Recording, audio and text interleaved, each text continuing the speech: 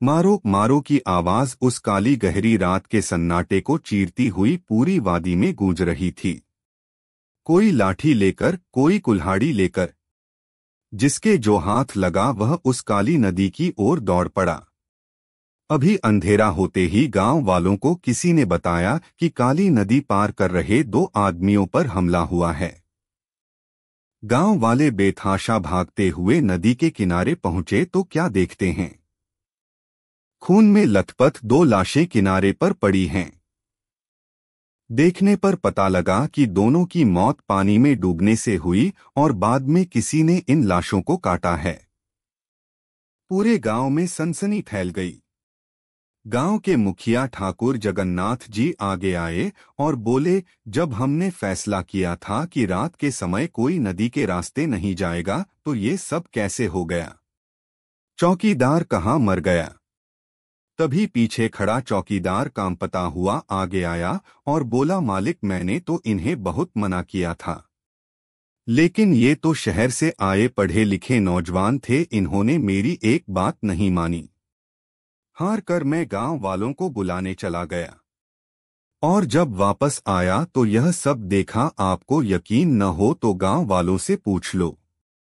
जमींदार जगन्नाथ जी बोले, तुझे इसीलिए तो नौकरी पर रखा है कि किसी को नदी में न उतरने दे। हमें पता है काली नदी का भूत किसी को परेशान नहीं करता, लेकिन जब कोई नदी में जाता है तो वह उसे मार देता है। ऐसे में इस चौकीदार का क्या फायदा? अब पुलिस आएगी, 10 सवाल करेगी। उसी समय पुलिस को सूचना दी गई। कुछ ही देर में पुलिस वहां पहुंच गई और लाशों को अपने कब्जे में लेकर पोस्टमार्टम के लिए भेज दिया। फिर काफी लोगों से पूछताछ की गई, लेकिन किसी को कुछ भी पता नहीं था। कुछ ही दिनों में गांव वाले सामान्य हो गए। उसी गांव में एक 25 साल का नौजवान जिसका नाम नीरज था, वह एक दिन अपने दोस्त दीपक के साथ नदी के किनारे एक पेड़ के नीचे बैठा था। तभी नीरज ने बोला, यार ये भूत का क्या चक्कर है? इस भूत के चक्कर में हम कभी नदी में नहीं जा पाते। नदी के उस पार देखो कितने सुंदर नजारे हैं। उस पार एक मंदिर भी है। अगर किसी तरह इस भूत से छुटकारा मिल जाए तो कितना मजा आए। यह सुनकर दीपक बोला, भाई यही तो समस्या है इस नदी की, जो भी इस नदी के जल में पैर रखता है मारा जाता है। लेकिन नीरज उस पार जाना चाहता था। उसने अपने दोस्त से कहा, क्यों न हम पता लगाएं कि आखिर यह भूत सबको क्यों मार रहा है।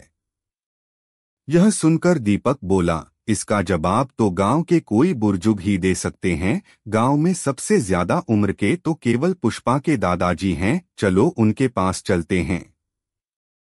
दोनों उनके पास पहुंच जाते हैं। उनकी बात सुनकर दादाजी संभल कर बैठ जाते हैं और वो अपनी पोती पुष्पा से कहते हैं, बेटी तू बाहर जाकर खेल, मुझे इन दोनों से कुछ जरूरी बात करनी है। उसके जाने के बाद दादाजी कहना शुरू करते हैं, बात यह है, बच्ची है डर जाएगी।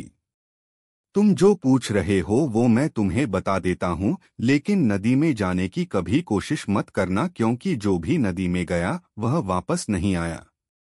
नीरज बोला, बाबा आप बताओ तो सही, बाकी हम पर छोड़ दो। यह सुनकर दादाजी ने कहना शुरू किया, बेटा ये सब गांव वालों के ही कर्मों का फल है। इस गांव में मुकुंद नाम का एक सीधा सादा किसान रहता था। वह दिन भर खेत में मजदूरी करता था। उसका अपना खेत नहीं था। वह तो उस समय के जमींदार के खेत में मजदूरी करता था। वह पूजा पाठ करने वाला आदमी था। रात को जब वह अपने घर पहुंचता तो उसकी पत्नी पूजा की थाली तैयार रखती थी। पूजा की थाली लेकर वह रात को नदी किनारे बंधी नाव से दूसरे किनारे के मंदिर में जाता था। उस मंदिर में कोई नहीं जाता था, केवल मुकुंद ही जाता था। मंदिर की साफ सफाई करता, उसे फूलों से सजाता, भगवान की पूजा करता, उन्हें भोग लगाता और वापस आ जाता था। एक बार नदी में भयानक बाढ़ आ रही थी। लेकिन मुकुंद नहीं माना, वह चला गया। लेकिन जब वह पूजा करके वापस आया तो नाव नदी के तेज बहाव में बहने लगी। तब मुकुंद ने नाव से कूदकर अपनी जान बचाई। वह किसी तरह तैरता हुआ किनारे पर पहुंचा। उसकी पूजा की थाली का सिंदूर उसके पूरे चेहरे पर बिखर गया था। वह इस अवस्था में घर की ओर चल दिया। रास्ते में उसे कुछ गांव वाले मिले। उन्होंने मुकुंद को पकड़ लिया और उसे तांत्रिक समझकर उसकी पिटाई शुरू कर दी। उसकी शक्ल कोई पहचान न सका और इतने शोर में उसकी आवाज किसी ने न सुनी। फिर मारने के बाद उसकी लाश को नदी में बहा दिया। बस तभी से वह गुस्से में है। उसका भूत इसी नदी में रहता है और जो भी नदी पार करने की कोशिश करता है वह उसे मार देता है। यह बात सुनने के बाद नीरज और दीपक दोनों उस भूत की आत्मा की शांति के लिए गांव के पंडित जी के पास पहुंच जाते हैं। लेकिन पंडित जी मना कर देते हैं। फिर वे दोनों जमींदार जगन्नाथ जी की हवेली पर पहुंच जाते हैं। जगन्नाथ जी उनका साथ देने के लिए तैयार हो जाते हैं। जमींदार जगन्नाथ नीरज और दीपक को साथ लेकर दूसरे गांव पहुंच जाते हैं।